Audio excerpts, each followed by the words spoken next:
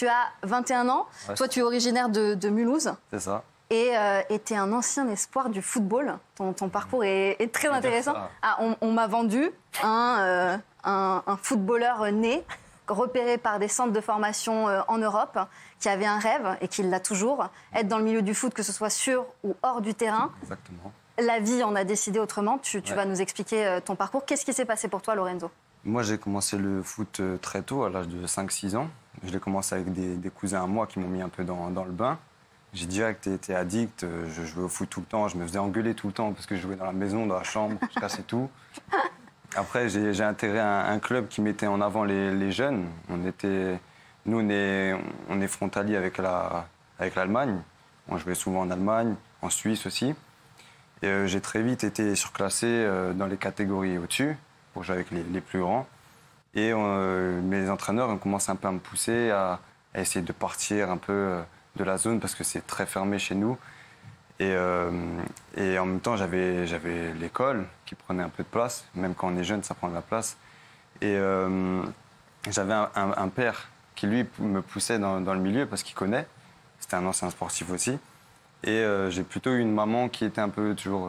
il faut rester scolaire. Ouais, passe ton bac d'abord. Voilà, fais des études. Le sport, c'est un loisir, ça passe après. On connaît tous les mamans, c'est à peu près le discours qu'elles ont toutes. Ouais, c'est ça. Et j'ai eu une opportunité à l'âge de 12 ans. J'ai été recruté par un club espagnol qui s'appelle le FC Séville lors d'un tournoi à Bâle. Ah oui, quand même. Et mon père était complètement fou. Ah ouais, la fierté il est rentré à la maison. pour le papa. Ah oui, clairement. Incroyable.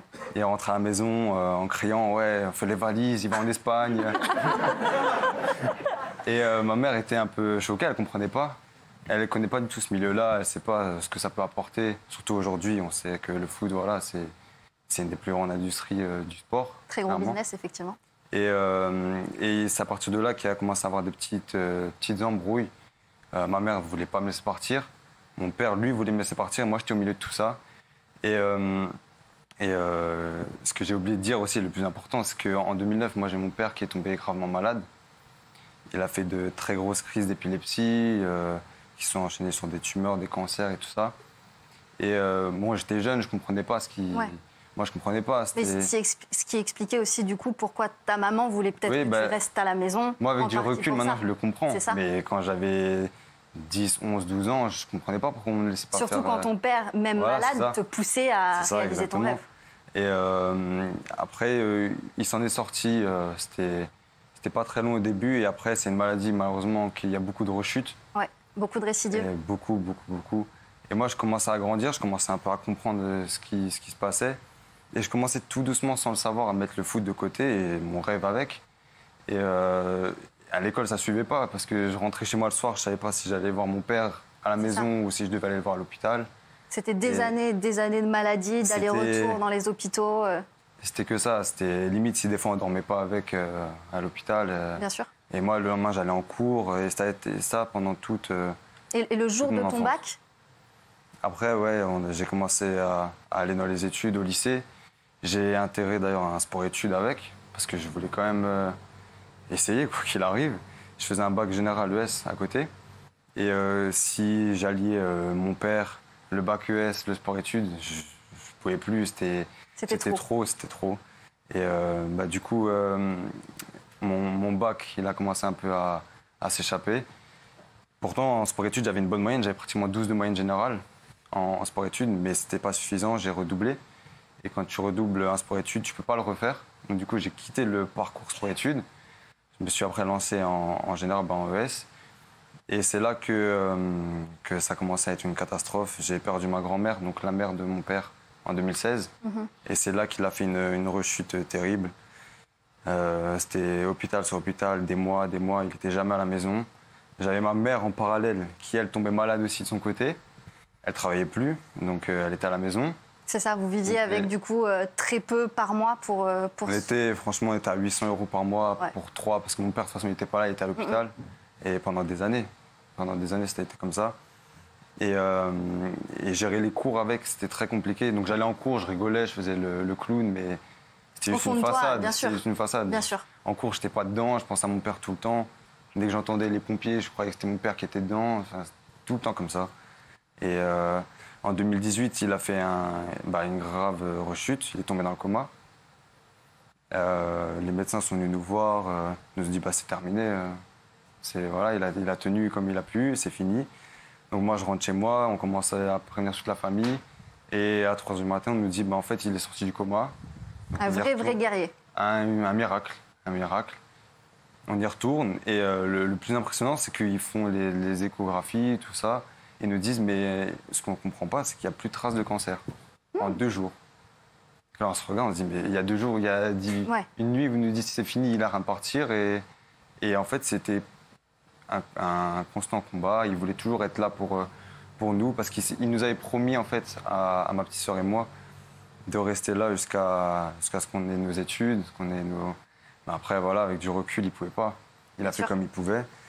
Et donc là, il a commencé à se remettre. En 2018, moi, je passais mon bac. Donc je pensais me relancer moi aussi de mon côté, dans le foot, dans le bac, avec mon père et tout ça. Et il a fait de la rééducation. Et malheureusement, en 2019, il a refait une rechute et là, c'était fini. Ça a touché les méninges, donc ce qui était très... Ouais, ton père est décédé en 2019. Ouais, en novembre 2019, du coup, il est parti. Et ça a été 10 ans de combat, de maladie pour lui, pour nous aussi, du coup. Et voilà, c'est très compliqué encore aujourd'hui parce que moi, mon père, c'est mon pilier. C'était la seule personne avec qui j'étais sincère, avec qui j'avais pas de problème.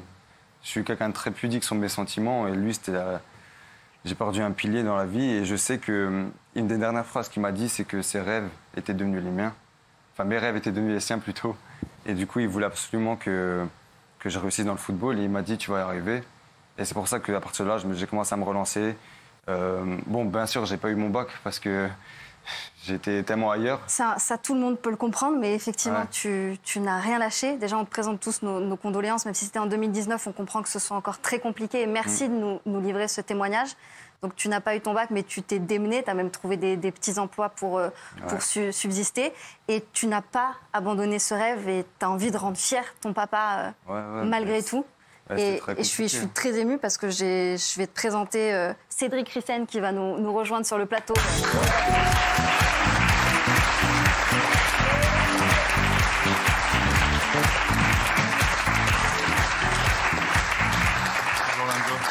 Cédric Rissen qui est coprésident du Touquet Athletic Club, club de football évoluant en National 3 et qui est notamment fondateur du Pôle Ressources, un groupement d'associations dans l'insertion, la mobilité, le handicap, l'environnement dans la région du Touquet. Cédric, vous avez écouté le témoignage de Lorenzo comme nous tous, comme vous tous à la maison. Qu'est-ce que vous pouvez lui dire ce soir ? Plein de choses. C'est vrai qu'en entendant ça, on a envie de t'aider à te relancer, à écrire une nouvelle page. Nous, au Club du Touquet, on a lancé un programme qui s'appelle le programme Seconde Chance. Et je pense que tu rentres parfaitement dans ce programme. On aimerait t'y accueillir, mais très rapidement. Ce programme consiste à accueillir des jeunes qui ont raté parfois la dernière marche du centre de formation ou qui ont eu des accidents de la vie. Je pense que tu rentres dans cette catégorie et on aimerait te donner une chance avec un programme spécifique, un programme digne d'un club professionnel, de te donner une chance réellement de refaire des essais dans le monde du football, dans le monde professionnel, sur l'année en cours. Donc on fait ça de façon assez rapide.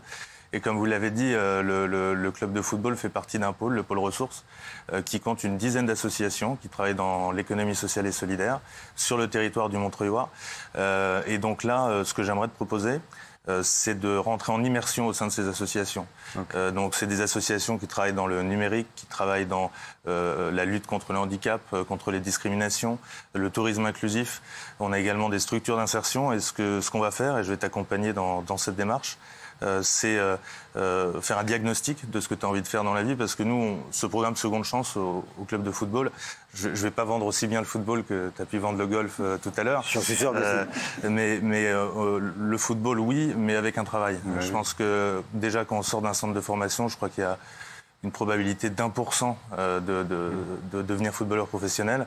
Donc il faut absolument que tu emboîtes le pas dans le monde professionnel. Et donc ces immersions au sein de toutes ces associations, ça va te permettre de t'aiguiller pour qu'on ait rapidement une orientation et travailler avec les partenaires sociaux.